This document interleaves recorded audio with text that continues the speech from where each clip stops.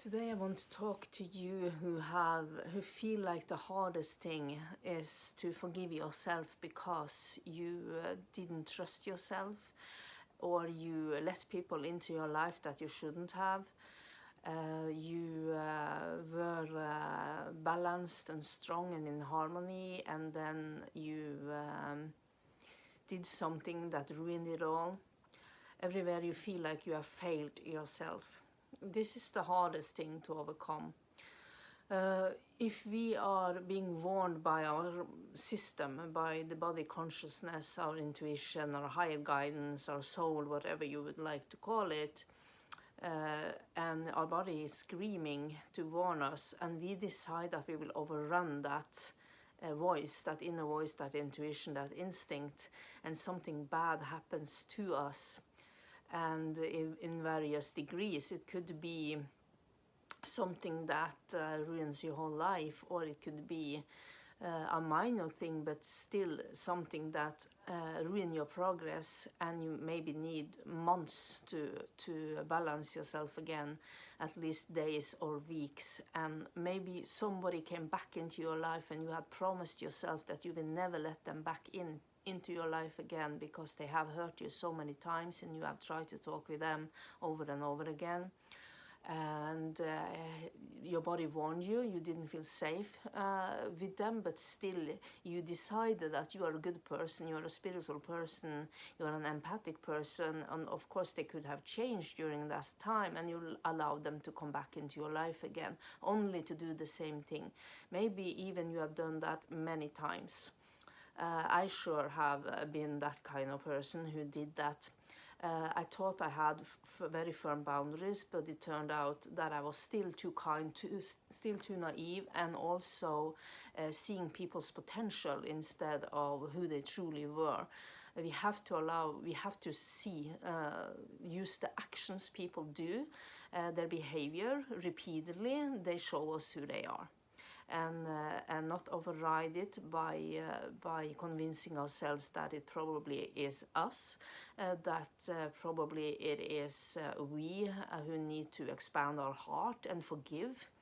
Because forgive, yes, I always forgive people, but it's a process, it's a long process. I'm not forcing myself to forgive, but I always do that. But we don't have to allow them back into our lives again. And it's even harder when it's other people who are spiritual, or if it is people who are out in the world, seem to be very good people. And also they are not maybe hurting you, or they are not hurting you because they want to, because they are cruel people. It's only that they have so many wounds themselves, and they have not done the degree of spiritual or internal healing work that you have. So they constantly play out their wound and trauma on you because they feel safe with you. That's the reason they do it with you.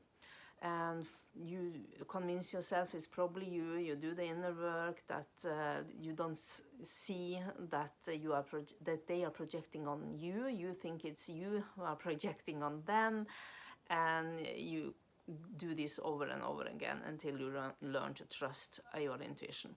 Another example is if you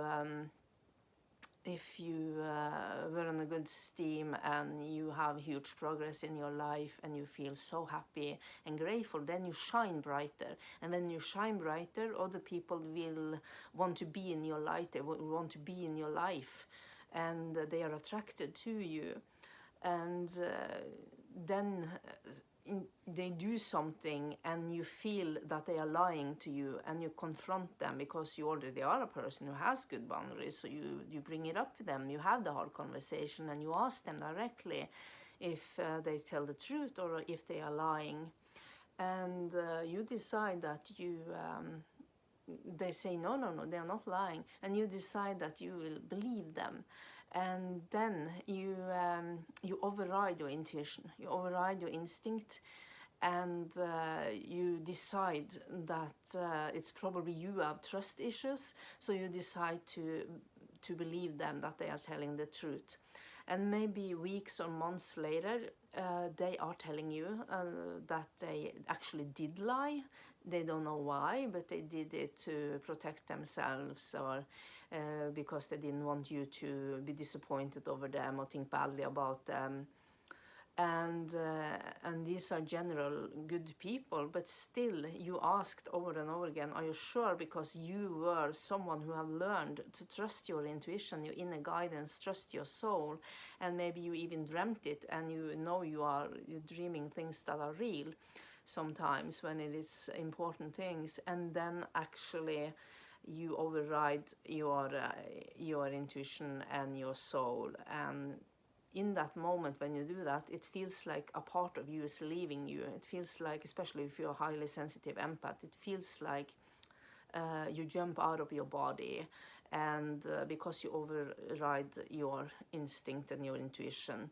And what happens is, during that time when you decide to believe them, you go into a state where you, every day, maybe hours during a day, you question what is wrong with you. And over those weeks and months, and sometimes just hours, then you go through a big loop where you distrust yourself, where you question everything about yourself, about your intuition, about if you are more wounded than you thought you were, and your whole nervous system gets so dysregulated that it actually can take weeks and months and sometimes years to get back to the state that you were in before you met this person. It could be someone you're dating, it could be someone who comes into your life and woo you, and either it's someone romantically or otherwise, but still you decide to see the good in them and believe them. You feel a huge connection here. And this can be a person from past lives that did exactly the same thing to you in that past life. And what you are meant to do here is reclaim your power. Because when you overthink, when you go into figuring out, and when you start especially doubting yourself and question everything that you have felt, your intuition and everything, and decide to override it, and decide that you are not believing in your intuition, your soul, your instinct, what your body is telling you, you need to rebuild that trust with your body, with your nervous system, with your soul, with everything. And that can take a long time. So please trust your intuition. If you feel suspicious to someone, and you cannot shake it off, even if you feel like it's you, there's something wrong with you, you're too suspicious, you are paranoid, you have to develop this self-trust. You have to develop this inner safety where you believe in yourself, in your guidance. And what you will notice is that you maybe were a person who trusted your intuition always, and now suddenly you don't. You don't trust your intuition anymore because you don't trust yourself. You feel like you have failed yourself and your intuition and your self-trust so many times that you cannot. So you have to rebuild your nervous system and your trust in yourself. And during that time, I actually recommend that you protect yourself with so strong, firm boundaries that you just have to guard yourself from many people in your life. You just need to take better care of yourself and rebuild it. I have been through this several times in my life, and basically there are people coming in loving your light and want it and want to be a part of it, and actually do what I can, unconsciously or consciously, or just a pattern that they have from past lives, or they are just a dishonest person, and or they are so wounded that they actually do this and they don't mean to.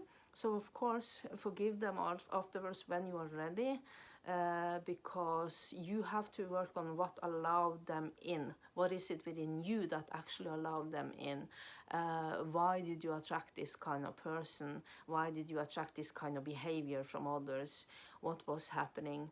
And like I said, maybe it is that you were so happy that someone that seemed so special came into your life, and because of that you didn't want to lose them, and that's why you took the normal pattern that you have done, maybe from your childhood, maybe from past lives, that you thought there was something wrong with you, and you went inward and overanalyzed yourself, instead of they were just an asshole, or they were just playing out their trauma with you, and their lower behavior that they should work on themselves to release.